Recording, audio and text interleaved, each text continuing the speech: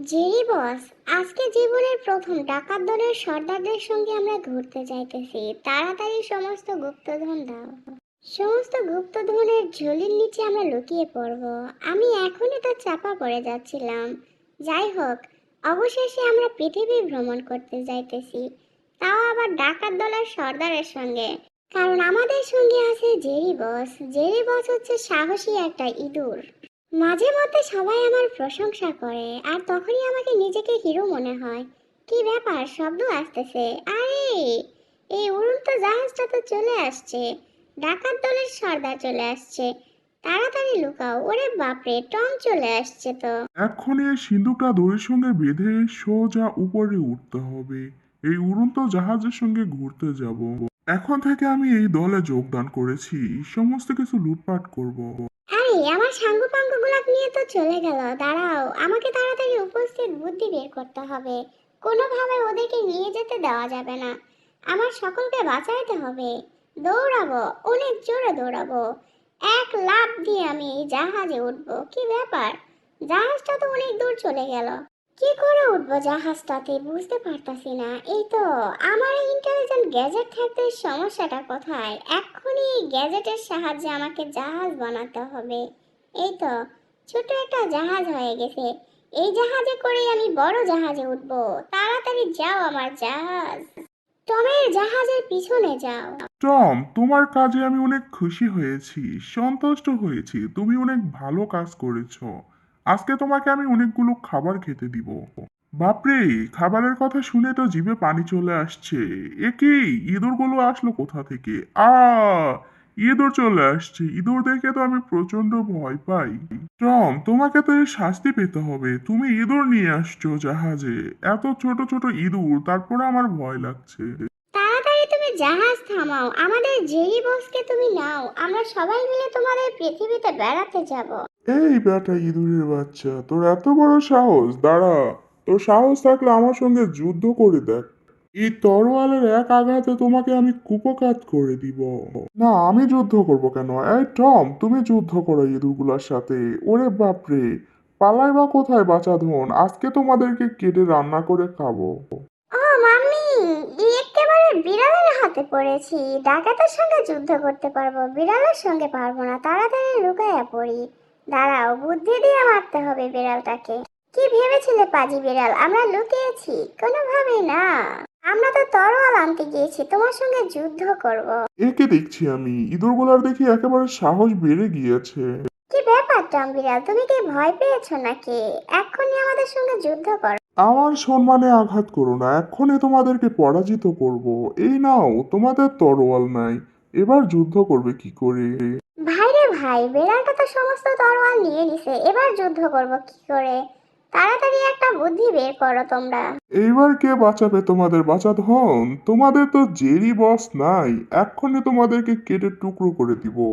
দাঁড়াও, তোমাদেরকে আগে আমার বসের কাছে নিয়ে যাই। বাহ টম বিড়াল, তুমি তো অনেক বড় কাজ করেছ। ইঁদুর ছানাগুলোকে ধরে ফেলেছ। এবার কি করবা তোমরা ইঁদুর ছানারা?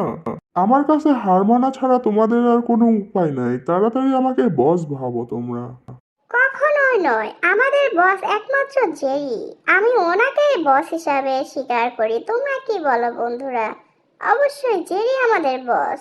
জেরি বস এক্ষুনি আসবে, তোমাকে মেরে একেবারে তক্তা বানিয়ে দিবে। তাড়াতাড়ি আমার শিষ্যদেরকে বাঁচাইতে হবে। এবার নতুন একটা গ্যাজেট বের করব। এই তো, এক্ষুনি গ্যাজেট থেকে চাবিটা খুলে বের করতে হবে। হ্যাঁ, হয়েছে, মিসাইল বেরিয়ে এসছে।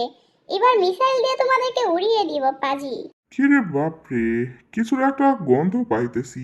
আ কি ব্যাপার, ভূমিকম্প হইল নাকি? শব্দটা কিসের? আরে বাপরে, আমার বুক তো একেবারে ফুটো করে দিয়েছে মিসাইল মেরে। ওরে, আমার বসেরই এই অবস্থা করেছে জেরিটা, আমার না জানি কি অবস্থা করবে। এই জেরি, কি শুরু করছো এগুলো? দাঁড়াও, এবার পাজি টমটাকে আঘাত করতে হবে। না, তাড়াতাড়ি আমাকে যুদ্ধের প্রস্তুতি নিতে হবে। তোমাকে জিবা দেখাবো, তুমি আমাকে মারতে পারো নাই। হা হা হা, আমাকে মারা এত সহজ নয়।